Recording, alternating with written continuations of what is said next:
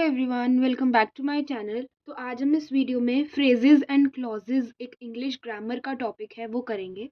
So let's begin. सबसे पहले हम ये देखेंगे कि एक फ्रेज क्या होता है। A phrase is a group of words that contains either no verb or has a non finite verb and does not make complete sense. तो एक फ्रेज क्या होता है? फ्रेज एक ग्रुप ऑफ वर्ड है, ठीक है, बहुत सारे ग्रुप ऑफ वर्ड्स जो या तो एक भी वर्ब कंटेन नहीं करता, या तो उसमें एक भी वर्ब नहीं होता, या फिर एक नॉन फाइनाइट वर्ब होता है।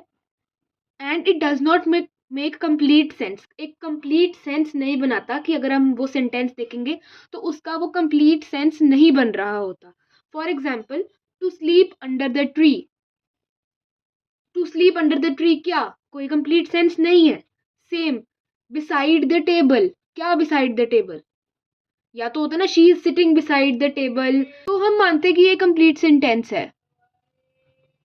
तो तो फ्रेज क्या होता है? एक group of words that contains either no verb, या तो उसमें कोई वर्ब नहीं होता, या फिर एक नॉन फाइनाइट वर्ब होता है और एक कंप्लीट सेंस वो नहीं बनाता। जो सेंटेंस है वो कंप्लीट सेंस नहीं बनाता। फ्रेजेस तीन टाइप के होते हैं। एक होता है नाउन फ्रेज, एक होता है एडजेक्टिव फ्रेज और एक होता है एडवर्ब फ्रेज। अगर हम नाउन फ्रेज की बात करें, इस फ्रेजेस में, इस सेंटेंस में एक ऐसा वर्ड होता है जो एज अ नाउन काम करता है, which functions as a noun. जैसे reading books is a good habit, तो यहाँ पर रीडिंग बुक्स एक नाउन है। अगर हम लोग एडजेक्टिव फ्रेज की बात करें, तो एडजेक्टिव फ्रेज एक ऐसा फ्रेज है जिसमें कोई ऐसा फ्रेज होता है जो एज एन एडजेक्टिव काम करता है। जैसे for example, the leader is a man of high morals.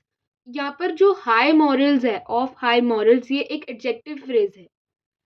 If we talk about adverb phrase, adverb phrase में एक ऐसा सेंटेंस के अंदर एक फ्रेज होगा जो एज एन एडवर्ब काम करेगा। जैसे I meet them now and then. I meet them now and then, ये जो नाउ एंड देन है ना, ये एज एन एडवर्ब काम कर रहा है, एडवर्ब ऑफ टाइम। तो फ्रेजेस के कितने टाइप होते हैं? नाउन फ्रेज जो एज ए नाउन एक्ट करता है, एडजेक्टिव फ्रेज जो एज एन एडजेक्टिव काम करता है सेंटेंस के अंदर, और एडवर्ब फ्रेज जो एज एन एडवर्ब काम करता है सेंटेंस के अंदर। अब क्लॉज की बात करते हैं कि क्लॉज क्या होता है। Clause is a group of words that contains a finite verb, a subject and a predicate and does not make complete sense. तो clause क्या होता है? Clause वो group of words होते हैं जिसमें एक finite verb भी होता है, एक subject भी होता है और एक predicate भी होता है, पर ये फिर भी एक complete sense नहीं बनाते हैं।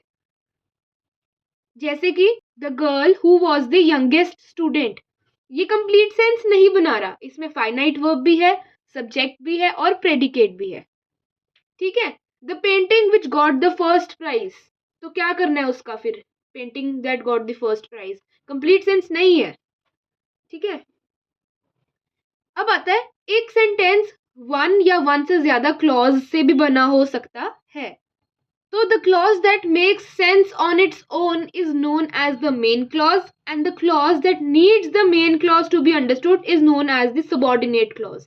देखो, एक सेंटेंस के अंदर एक से ज्यादा क्लॉज भी हो सकता है, ठीक है। तो अगर एक से ज्यादा क्लॉज होता है ना, मान लो दो क्लॉजेस हैं, तो उनमें से एक क्लॉज ऐसा होता है जो इंडिपेंडेंट है, जिसको किसी और क्लॉज की जरूरत नहीं है, तो हम उसको कहते हैं मेन क्लॉज या फिर इंडिपेंडेंट क्लॉज। ठीक है। जो दूसरा क्लॉज है उसको जरूरत होती है मेन क्लॉज की, वो डिपेंडेंट होता है, इसीलिए उसे कहते हैं डिपेंडेंट क्लॉज या फिर सबऑर्डिनेट क्लॉज। ठीक है।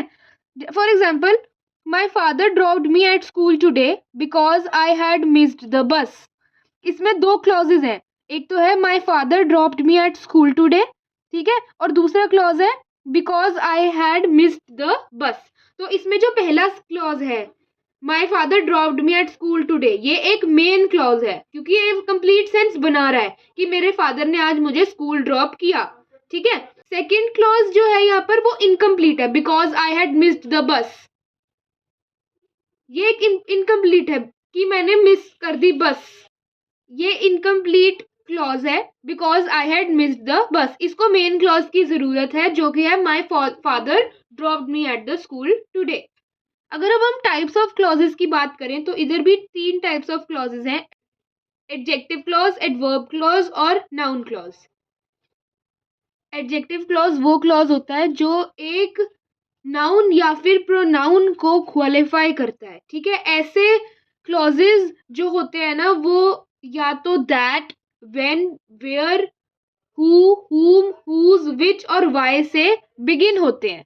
पर जरूरी नहीं है कि ये सेंटेंस के स्टार्टिंग में बिगिन हो, बीच में भी ये कहीं भी हो सकते हैं। पर अगर वो वहां बीच में से बिगिन हो रहे हैं ना तो वो होगा जैसे हु से शुरू, दैट से शुरू, व्हेन से शुरू। एक एग्जांपल लेते हैं, the girl who has long black here is my cousin. यहाँ पर आगे ना हु, मैंने बताया था ना एडजेक्टिव क्लॉज कहाँ से शुरू होता है, that, when, where, who, whom, whose, which और वाई। तो आगे ना who has long black hair, तो ये डिस्क्राइब भी कर रहे हैं। एडजेक्टिव क्या होते हैं, जो डिस्क्राइब करते हैं एक नाउन को या एक प्रोनाउन को। तो ठीक है ना, who has long black hair में हैज है फाइनाइट वर्ब, और द गर्ल जो नाउन है दैट द क्लॉज मॉडिफाइज, एक नाउन है द गर्ल, उसको एडजेक्टिव मॉडिफाई कर रहा है लॉन्ग ब्लैक हेयर बोलकर, ठीक है। अगला आता है एडवर्ब क्लॉज। एडवर्ब क्लॉज में वही होता है जो जैसे एडजेक्टिव क्लॉज नाउन और प्रोनाउन को क्वालिफाई करता है, एडवर्ब वर्ब्स को, एडवर्ब्स को और एडजेक्टिव को क्वालिफाई करता है, ठीक है। जो एडवर्ब क्लॉज होता है वो बिगिनिंग में भी हो सकता है सेंटेंस के और वो एंड में भी हो सकता है सेंटेंस के। जैसे he missed the bus because he woke up late, उसने बस क्यों मिस करी, क्योंकि वो लेट उठा, ठीक है। ये हो गया एंड में आया because he woke up late. अगर हम स्टार्टिंग में बात करें एडवर्ब क्लॉज की तो वो आता है as he had woken up late he missed the bus, कि वो लेट उठा इसलिए उसने अपनी बस को मिस कर दिया। ये आ गया स्टार्टिंग में adverb clause, as he had woken up late. अब आता है नाउन क्लॉज। नाउन क्लॉज एक क्लॉज है जो एज अ नाउन एक्ट करता है, ठीक है। ये क्लॉजेस बिगिन होते हैं हाउ से, दैट से, what, whatever, when, where, whether, which, whichever, who, whoever, whom, whomever and why। ये सब कुछ याद रख लेना, तभी आप बता पाओगे कि ये एक नाउन क्लॉज है, एडजेक्टिव क्लॉज है या एडवर्ब क्लॉज है। तो जो नाउन क्लॉज है ना वो as a subject, direct object और as an indirect object act करता है एक सेंटेंस के अंदर।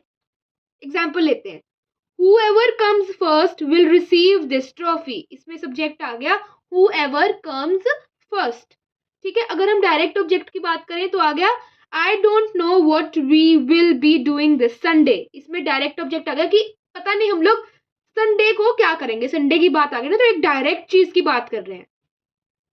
I will give serious thought to what you just said, indirect object आ गया कि मैं एक सीरियस थॉट दूंगा जो तुमने अभी कहा, हमें नहीं पता उसने क्या कहा, वो एक इनडायरेक्ट चीज की बात हो रही है, ठीक है।